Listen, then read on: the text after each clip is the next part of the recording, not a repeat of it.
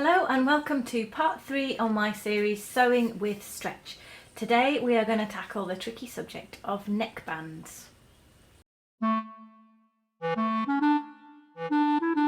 Now, neckbands might be the trickiest part of making a t-shirt type top. They certainly have been historically for me, and I'm not going to stand here and claim that I'm an expert, but please watch on.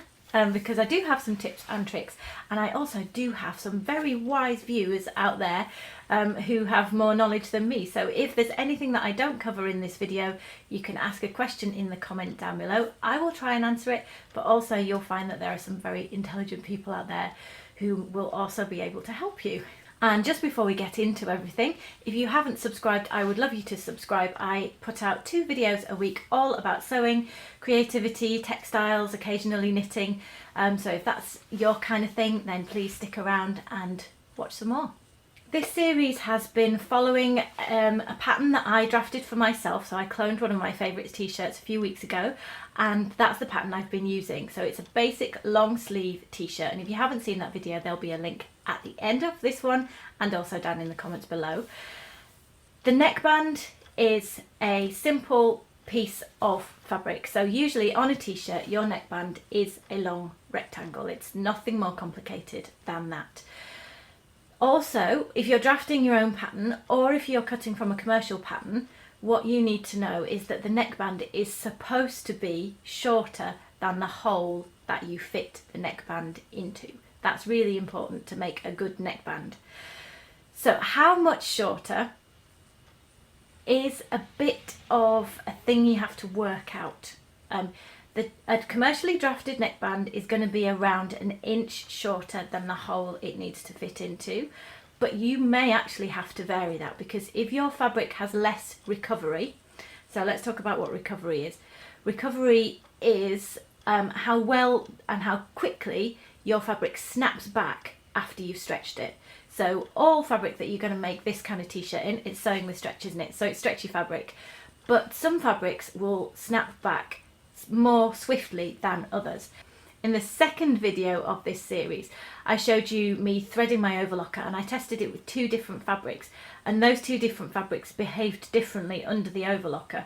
Now the reason that happened was because they had different amounts of recovery. I've been tidy and I've emptied my scrap bin in my sewing room, but I do have tiny scraps of the 2 fabrics that I tested just here. So I tested this one, which has still got some testing in it, and this one has really strong recovery. I can feel that when I pull it, it stretches a long way, it goes right back to where it started, and it recovers quite quickly. So you can see it pings back.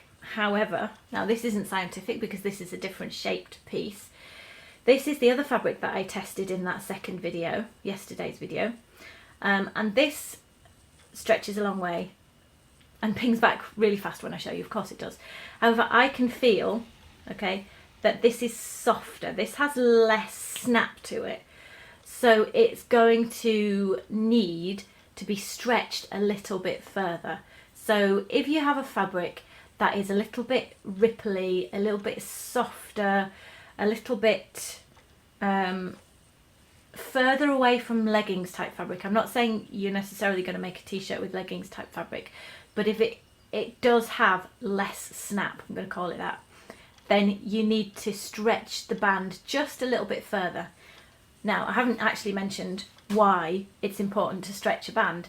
The reason why you need to stretch your neckband is because if you don't stretch it, you get it sitting up. So on a t-shirt, here we go, neckband.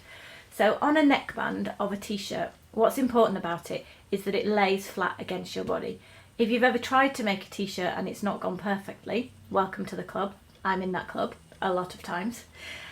One of the main things that can go wrong is that the neckband doesn't sit flat against the body. It stands up quite proud, or maybe it ripples.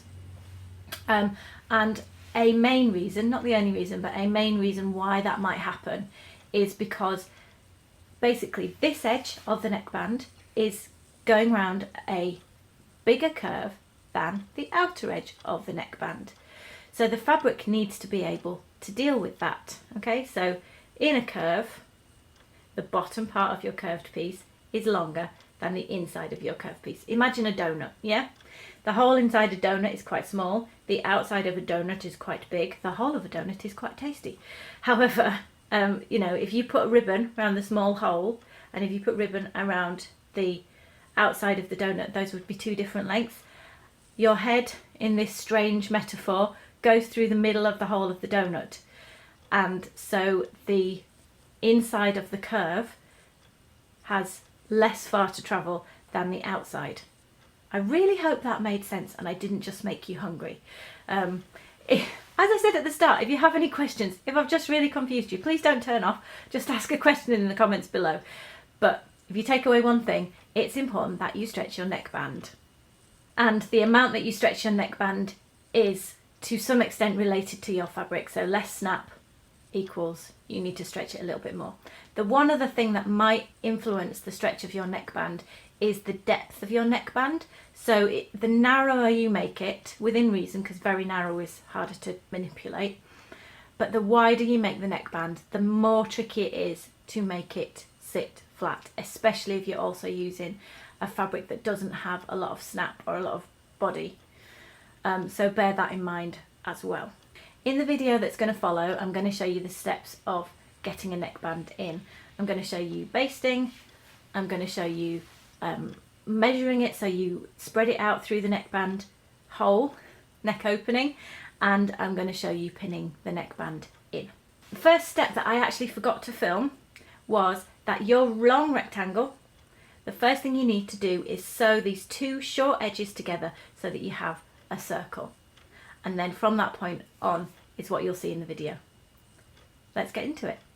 The first thing you do with your neckband is you sew the short edges together. So you start with a strip of fabric, you sew the short edges together to make a circle. The second thing you do is then you press that in half, so you have the raw edges together and the right side of your fabric showing.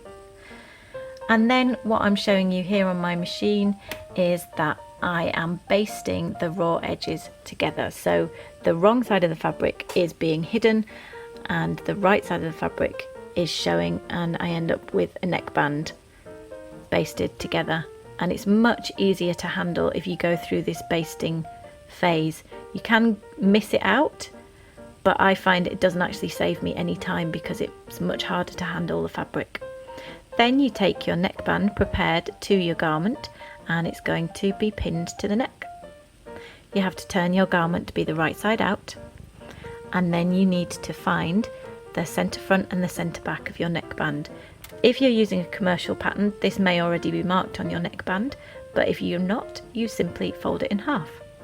And I have the seam at my centre back and I've just put a pin in at the centre front, and then finding the centre front and the centre back on my garment, which again, if you're using a commercial pattern, may already be marked, but if it's not, this is the easy way to find it. So I'm putting a pin there into the centre back and I'm going to put a pin into the centre front. You could use a marking pen if you prefer. Then you'll take your neckband and you will match the centre back seam to where you put your centre back pin, and then you will match your centre front seam to where you put your pin.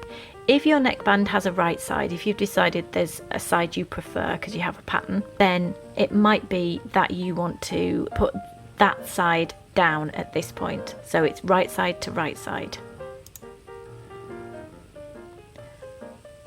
Then you proceed to pin the neckband to the garment. You will have to stretch the neckband to fit because in a t-shirt type neckline, your neckband should be approximately an inch, perhaps more, shorter. And you can see there that my garment neck hole, if you like, is longer than my neckband, and that's exactly as it should be. So between each pin that I'm putting in, I'm making sure that I stretch the neckband just a little bit. And you can see there how the garment neckline is longer than the neckband. This is probably the most time consuming part of making a t-shirt, but it's also the most obvious part if you don't do it right. Me, I'm still practicing. Sometimes it goes right, sometimes it goes wrong. This pink one, it went okay. But on my what I've been sewing in March video, you will see all 5 t-shirts I made with this method, and because of the different fabrics, sometimes it worked and sometimes it didn't. So there is the neckband all pinned in. You can see approximately how many pins I like to use. You might have a different preference. And this is me showing you on a different garment. Exactly the same method has been used, and it's just showing you it with a different fabric. I'd say this is probably the most time consuming part of making a t-shirt. T-shirt type tops are not usually a long project, but the neckband is probably the most time consuming because you need to just take your time to manipulate that neck, to make sure it's spread out, to make sure it's distributed evenly, but putting maybe a little bit more of the stretch into the biggest part of the curves because of the donut thing I said at the start of the video. So where it's more curved, you will need a little bit more stretch. So if you imagine my neckband here, there's a lot more curve here than there is where it goes flat across my back neck. So that is flatter, not totally flat, still need a little bit of stretch, but it's not as curved as where it comes down here. Now that's us done. As I said, I am really aware that neckbands are quite tricky and you may have other questions, so please ask them in the comments below. The video in the end of this series, Next But One, is all about when it goes wrong. So if you ask a question really quickly, I might be able to cover it in that video, but also you may find some extra answers in video number 5 of my series. If you've enjoyed this video, then please give it a thumbs up. If you'd like to support my channel in a way that costs you nothing, if you shop at Amazon or eBay in the UK, there will be affiliate links down below where you can just go through to the homepage, do your regular shopping, and I will get a small reward. If you'd like to see any more videos in the series, you can click here for a playlist. If you'd like to see the original video where I drafted the pattern, you can see here. And if you'd like a totally different video, you can click here. Thanks for watching. See you soon.